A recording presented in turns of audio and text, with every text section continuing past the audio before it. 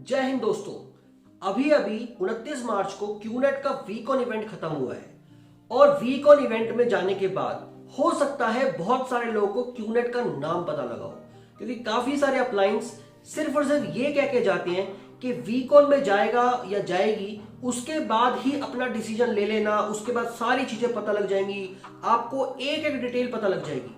तो हो सकता है बहुत सारे अप्लायंस बिना कंपनी का नाम बताए हुए इनको लेके गए हो अपने डाउनलाइंस को, या जिसको भी जो नया साइन अप हुआ हो।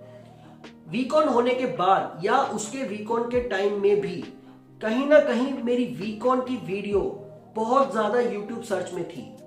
हो सकता है लोगों ने वीकॉन सर्च किया हो सकता है लोगों ने क्यूनेट सर्च किया हो, तो मेरे वीकॉन की वीडियो पे काफी सारे व्यूज आए हैं और व्यूज के बाद काफी सारा ऐसा हुआ है कि लोगों ने रिफंड के लिए कोशिश की है। उस वीडियो के बाद से जब लोगों ने बाकी वीडियोस देखनी शुरू की तो उनको समझ में आया कि क्यूनेट एक्चुअली है क्या। तो उन्होंने कहीं ना कहीं वो रिलेट किया होगा कि क्यूनेट में जो अप्लायंस हैं वो कहीं ना कहीं गलत कर रहे हैं, क्योंकि मैंने हर एक वीडियो में ये बताने की कोशिश की है क्यूनेट एज अ कंपनी क्या काम कर रही है और क्यूनेट के जो मैक्सिमम इंडिया में अप्लायंस है वो किस तरीके से वर्क कर रहे हैं। काफी सारे लोगों को ये डाउट था कि क्यूनेट में करना क्या होगा, हमने 2-3 लाख 4 लाख 5 लाख दिए, उसमें हमें करना क्या होगा, उनको क्लियर नहीं होता था।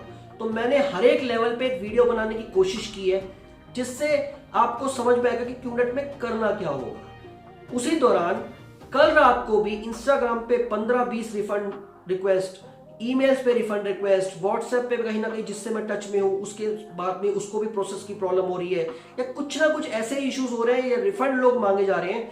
आई डोंट नो वीडियोस का इंपैक्ट है या क्या है, शायद लोगों को समझ में आने लगा है कि क्यूनेट में अप्लायंस गलत है। और जितने भी लोग नेगेटिव कमेंट्स कर रहे हैं वो करते रहें। अगर आपको लगता है कि मेरी वीडियो के कंटेंट गलत है, मेरी नॉलेज गलत है, तो आप लोगों के पास भी यूट्यूब चैनल की अपॉर्चुनिटी है, आपके पास वो फ्री ऑफ कॉस्ट है, आप बनाइए, अपनी इंफॉर्मेशन दीजिए, भाई मेरे अगेंस्ट बना दीजिए। अगर इतना ही आपको दम लगता है कि मेरी नॉलेज गलत है तो आप वो बना दीजिए, नहीं तो कमेंट्स चेक कर लीजिए। मैं तो कोई फालतू चीज नहीं बता रहा। यहाँ इंपॉर्टेंट मैसेज क्या है कि यहाँ पे क्या हो रहा है, बहुत सारे लोगों को मैं जब पूछता हूं कि उनको रिसिप्ट मेरे को देनी है तो वो लोग रिसिप्ट नहीं दे पाते, और वो इशू क्या होता है उनको समझ ही नहीं आता रिसिप्ट का कॉन्सेप्ट क्या है। उनकी तरफ से 2-4 लाख 3 लाख चले गए अप्लायंस के पास और वो कहते हैं, अप्लायंस बोलते हैं कि चल रहा है, प्रोसेस चल रहा है। उनको जब मेरी वीडियोस के बाद समझ में आ रहा है कि हमें रिसिप्ट भी मांगनी है, हमें IRID भी मांगनी है, तो अप्लायंस कुछ ना कुछ गोलीबाजी वहां पे कर रहे हैं। और उनका जो खास बंदा होता है जो उनको लेके गया है क्यूनेट में, इनफैक्ट वो भी अपलायन की भाषा ही उन्हें बोलता है।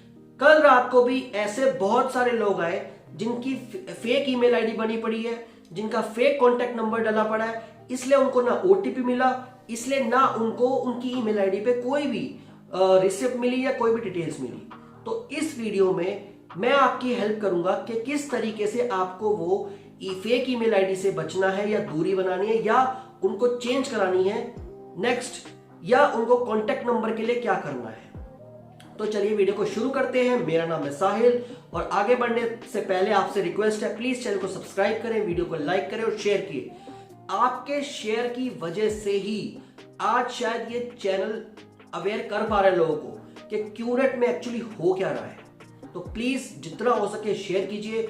आपको या मुझे नहीं पता कौन किसी शहर, गांव, जिले में कहीं ना कहीं परेशान हो रहा होगा, तड़प रहा होगा, जिसको इन नॉलेज की जरूरत होगी।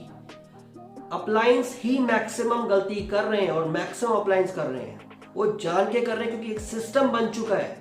कहीं ना कहीं सचिन गुप्ता जी का सिस्टम बन चुका है। जो 5+3 की ऑडियो रिलीज हुई थी उसके बाद ही वो अप्लायंस ने, वो डाउनलाइंस ने ऐसा कॉपीकैट किया कि वही ट्रेंड चले जा रहा है और वो ट्रेंड मिटा नहीं पा रहे, वो रोक नहीं पा रहे, क्योंकि उनको रोकना भी नहीं है। अगर रोकना होता ना तो कोई ना कोई एक वीडियो मैसेज ऐसा जरूर आता कि मेरी उस वीडियो को या तो वो डिलीट करवाते या कुछ ना कुछ करते। वो वीडियो आज भी चल रही है। उस वीडियो में क्यूरियोसिटी कैसे जनरेट होगी, कैसे सामने वाले को प्रोस्पेक्टिंग करनी है, वो सब चीजें बताई गई है। और इंसान को जब बाद में जाके समझ में आता है कि वो प्रोस्पेक्टिंग गलत है तो इंसान तड़प रहा होता है, फिर वो कहता है मुझे रिफंड चाहिए। बहुत से लोग कमेंट में आप देख लेना, कोई कहता है 1 साल के बाद रिफंड, कोई कहता है 2 साल के बाद रिफंड। रिफंड का तो प्रोसीजर है जिसके ऊपर वीडियोस बना चुका हूं, उस पर रिपीट करने का कोई मतलब नहीं बनता। यहाँ पे जो पर्पस है वो है ईमेल आईडी और कॉन्टैक्ट नंबर। देखो, एक सॉल्यूशन बताऊंगा और कहीं ना कहीं एक सॉल्यूशन जो है वो क्यूनेट कंपनी के लिए। अगर मेरी ये वीडियो कंपनी तक पहुंच जाए, मैंने ईमेल्स ऑलरेडी डाली हुई है, अगर ये वीडियो पहुंच जाए, हो सकता है बहुत लोगों का भला हो जाए, हो सकता है बहुत लोग गलत चीजें होने का शिकार होने का उससे बच सकें। वो क्या है, आगे बढ़ते हैं। मैक्सिमम अपलायंस फेक ईमेल आईडी बनाते हैं, कुछ ना कुछ आपके नाम से ही रिलेटेड ईमेल आईडी बनाएंगे। और मैक्सिमम जो ईमेल आईडी चल रही है क्यूनेट में वो मैक्स आउट जोड़ के होती है। आपका नाम होगा, मैक्स आउट होगा और ईयर होगा। जैसे अभी 2022 चल रहा है, तो इसी तरीके से आपका नाम मैक्स आउट 2017@gmail.com। इस तरीके की मैक्सिमम ईमेल आईडीज क्यूनेट में बनती है। वो मैक्स आउट एक टर्म है, वो फ्यूचर में वीडियोस में बताऊंगा मैक्स आउट का मतलब क्या है। इस तरीके से वो इसका पर्पस ये है क्योंकि जो भी रिसिप्ट वगैरह सब कुछ क्यूनेट कम्युनिकेट करता है वो आपके पास ना पहुंचे।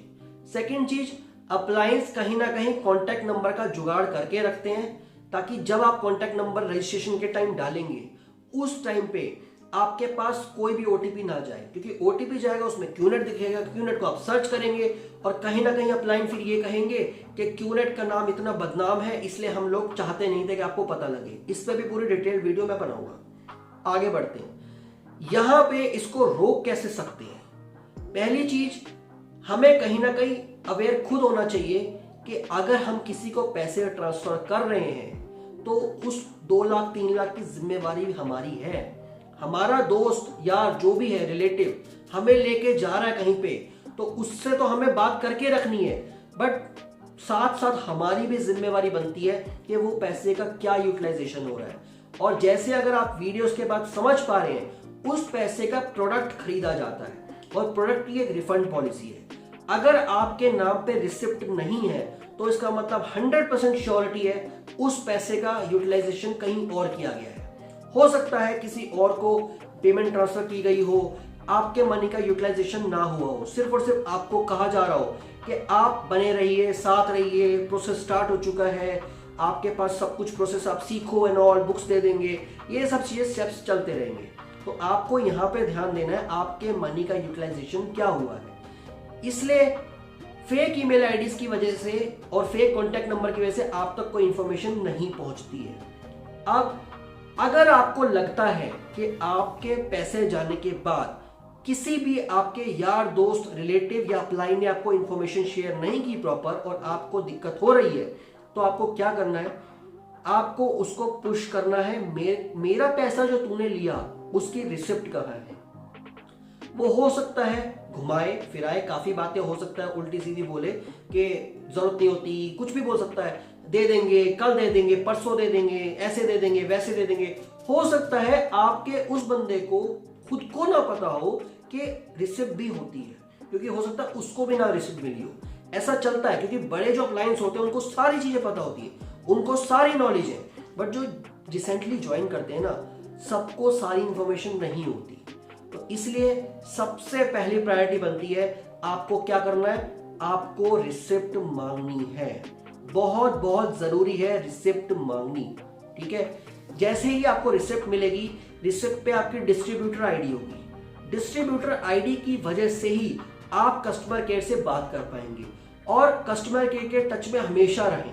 कस्टमर केयर ही आपकी हेल्प ज्यादा करेगा, ठीक है। उस डिस्ट्रीब्यूटर आईडी की हेल्प से आप रिफंड ले सकते हैं। उसी रिसिप्ट की वजह से आपको पता लगेगा कि आपका प्रोडक्ट कब खरीदा गया है, उसमें टाइम भी मेंशन होता है, उसमें डेट भी मेंशन होती है, उसमें सारी डिटेल्स मेंशन होती है कि किस टाइप का प्रोडक्ट परचेज किया गया है।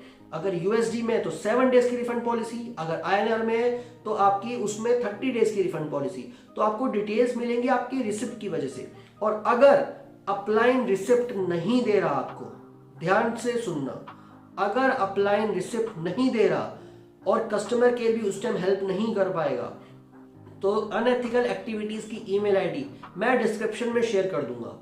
एनसीडी इंडिया की ईमेल आईडी है, आपको उस पर मेल करना है, अप्लायंस को भी सीसी में डाल देना, ठीक है। उसकी जो खास पर्सन होगा उसकी ईमेल आईडी भी सीसी में डाल देना अगर आपके पास अवेलेबल है तो, ताकि उसको समझ आए कि ऐसी भी कोई चीज हो सकती है क्यूनेट में।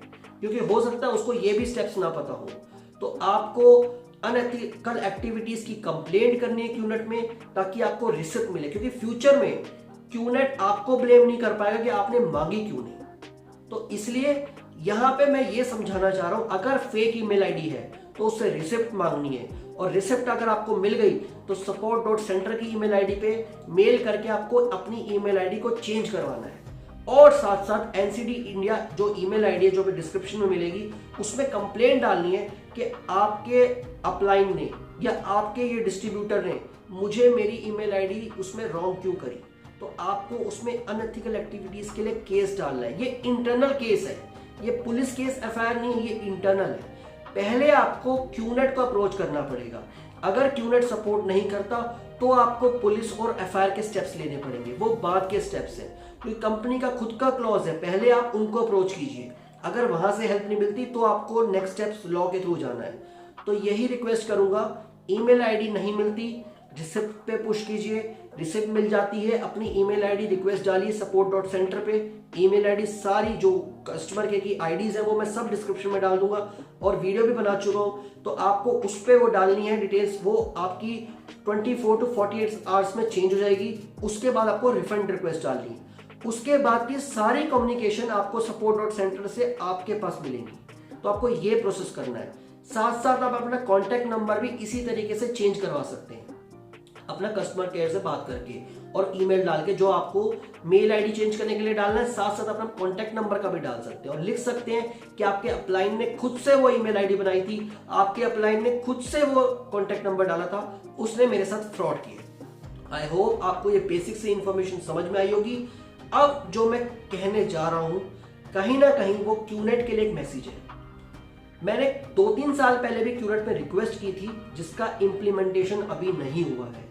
बट अगर ये वीडियो वहां तक पहुंच जाए किसी क्यूनेट के पर्सन तक, तो मैं रिक्वेस्ट करूंगा आपसे कि please please please Aadhaar based OTP system को इंप्लीमेंट कर दीजिए। ये बहुत जरूरी है। जैसे आपने देखा होगा जीएसटी रिटर्न्स या इनकम टैक्स वगैरह ये सब भरते हैं, तो उसमें पैन कार्ड आधार कार्ड को डालना होता है। पीएफ में भी आप करेंगे तो पैन कार्ड आधार कार्ड को जो यूज करते हैं आप, आधार कार्ड जब आप नंबर डालते हैं ना, तो आपका ओटीपी जाता है जिससे आधार कार्ड लिंक्ड होता है। तो इसी तरीके से अगर क्यूनेट में ये सिस्टम इंप्लीमेंट हो जाए, आधार बेस्ड ओटीपी, तो बहुत सारे लोगों को हेल्प मिलेगी। वो ऐसे कि आपके पास ओटीपी आएगा तो उसमें क्यूनेट कंपनी का नाम पता लगेगा, और जैसे ही नाम पता लगेगा आप रिसर्च करेंगे, रिसर्च करने के बाद अपना डिसीजन ले सकते हैं, क्योंकि जब तक कंपनी का नाम पता लगता है रिफंड पॉलिसी एक्सपायर हो चुकी होती है। तो आई होप आपको ये सब समझ में आया होगा, और प्लीज आप सब मुझे सपोर्ट करके, और इनफैक्ट आप भी मेल्स डालिए कि आधार बेस्ड ओटीपी सिस्टम को क्यूनेट इंप्लीमेंट करे। ये बहुत जरूरी है, आपको फ्रॉड से बचाने के लिए ये बहुत जरूरी है। मैं अकेला नहीं कर पाऊंगा, आप सबका सपोर्ट मुझे चाहिए। अगर आप चाहें तो वीडियो को शेयर कर सकते हैं, अगर आप चाहें तो खुद से मेल्स करके आधार बेस्ड ओटीपी सिस्टम के लिए क्यूनेट को पुश कर सकते हैं, क्योंकि फ्यूचर में जब रजिस्ट्रेशन होगा और आधार नंबर डाला जाएगा और आधार के साथ जो भी फोन कॉन्टैक्ट नंबर लिंक्ड होगा, ओटीपी वहां जाएगा। अभी तो अप्लायंस कोई भी कॉन्टैक्ट नंबर यूज करते हैं, बट फ्यूचर में आधार नंबर मैंडेटरी होने की वजह से लिंक्ड जो कॉन्टैक्ट नंबर होगा वहां ओटीपी जाएगा, और जब आप उसमें कंपनी का नाम समझ में आएगा तो आप रिसर्च कर सकते हैं। बहुत सारे लोग फ्रॉड से बच सकते हैं, और मेरी वीडियोस में सिर्फ और सिर्फ आपको नॉलेज मिलेगी क्यूनेट से रिलेटेड। मैंने हर एक बार बोला है, क्यूनेट एज अ कंपनी सही काम कर सकती है, बट अप्लायंस गड़बड़ कर रहे हैं, और ये सभी का ट्रेंड है। ये मैक्सिमम अप्लायंस का यही ट्रेंड चल रहा है। अभी तक कोई अप्लायंस मुड़ के नहीं आया कि 1500 बिजनेस वॉल्यूम से भी क्यूनेट स्टार्ट होता है। मैंने हर एक वीडियो में यही बोला, चाहे आप 3 लाख 4 लाख 5 लाख सबके बेनिफिट बता दो, आप ये बोल दो कि 5,000 बिजनेस वॉल्यूम से क्यूनेट स्टार्ट होता है, अच्छा बेनिफिट है ये वो, बट सामने वाले को प्रॉपर इंफॉर्मेशन देना जरूरी है। सामने वाले को ये बताना जरूरी है कि क्यूनेट शुरू कितने से होता है। वो शुरू होने के एटलीस्ट वो डिसीजन ले सकता है। उसका बजट अगर 75,000 का होगा ना, तो वो 75,000 से शुरू करेगा। अगर उसका बजट 2.5 लाख का होगा ना, तो वो 2.5 लाख से शुरू करेगा। उसको बेनिफिट समझाना मिनिमम वैल्यू से जरूरी है। क्यूनेट अगर अर्निंग नहीं भी होती ना, तो 20,000 से भी शुरू कर सकता है वो इंसान, तो उसको वो भी समझाना जरूरी है। आई होप आपको ये सब समझ में आया होगा। प्लीज जितना हो सके शेयर कीजिए, क्यूनेट के बारे में अवेयरनेस फैलाइए। अपलाइन सही लगता है तो स्टार्ट कीजिए, गलत लगता है तो रिफंड लीजिए। Thank you so much.